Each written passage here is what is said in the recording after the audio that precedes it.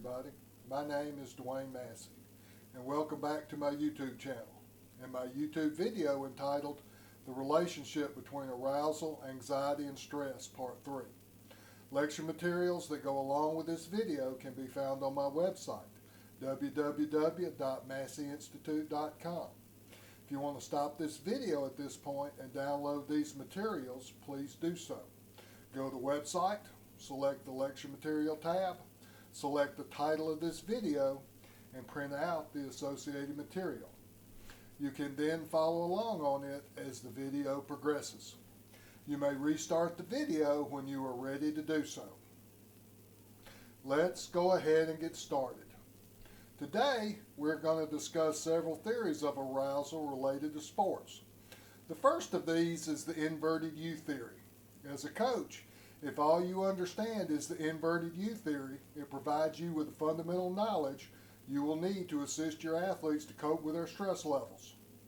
This theory states that there is an optimal arousal level for every sport. It advocates that arousal levels above or below a certain point will lead to diminished performance. This is an illustration of the inverted U.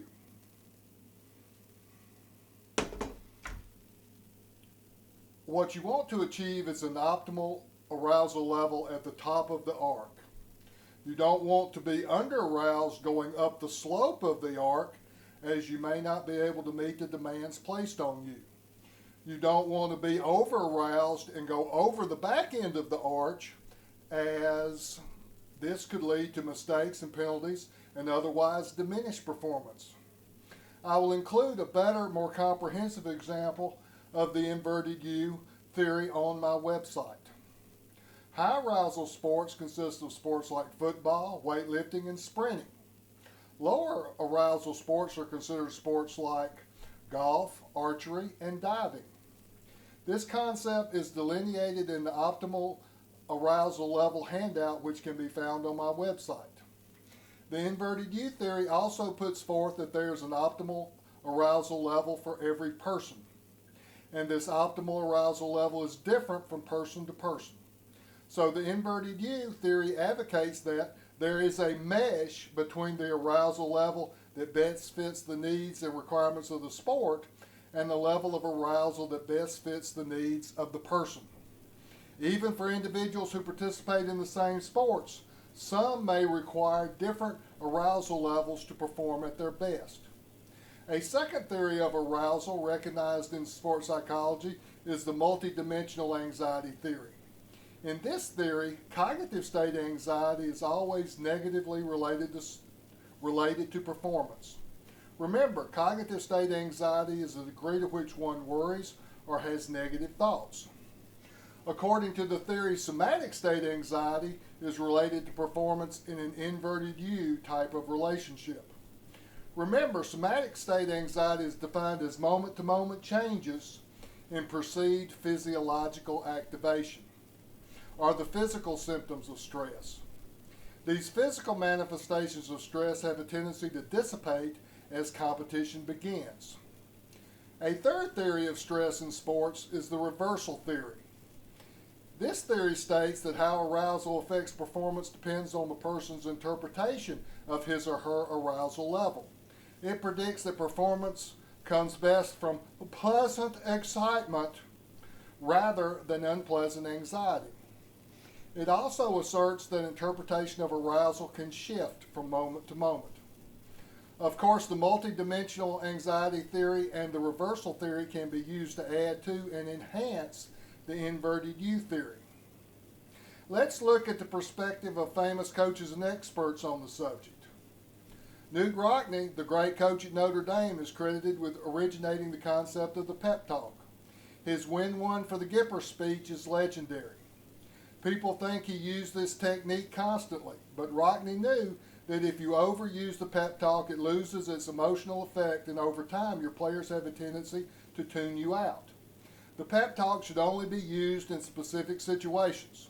Of course, when you want to emphasize upon your athletes the importance of the situation, when your team is tired, unmotivated, or not playing with spirit, and when your team becomes too keyed up, and you need to refocus them to the task at hand.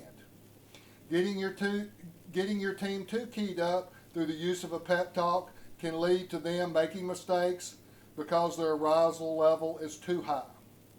It can also cause your team to have a letdown in subsequent games. What goes up must come down. It is not unusual for a team that wins a big emotional laden game to struggle in their next game or lose their next game against an inferior opponent or a team they would normally be expected to beat. Research tells us that as human beings, our emotions can only reach a fever pitch about 3 or 4 times a year.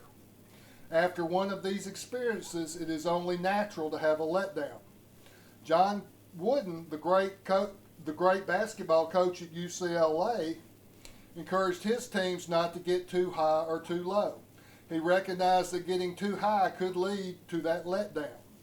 He admonished his teams to keep their emotions in check and to play on an even keel to avoid that proverbial letdown.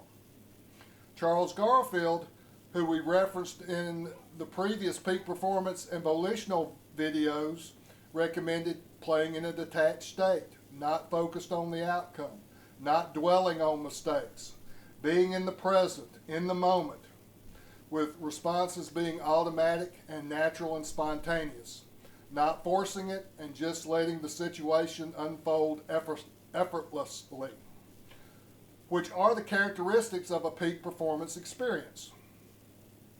This wraps up our discussion today on the relationship between arousal, anxiety, and stress, Part 3.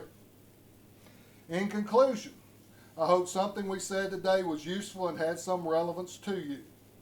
Be on the lookout for my next video, which I hope to post in the relatively near future. Again, be sure to check out my webpage, www.masseyinstitute.com. Additional information about sports psychology and the topics discussed can be found there. Also, if you like what you see today, be sure to subscribe to this channel. And be sure to leave comments, as I'm interested in what you think of these efforts. And as always, thank you so much for watching today.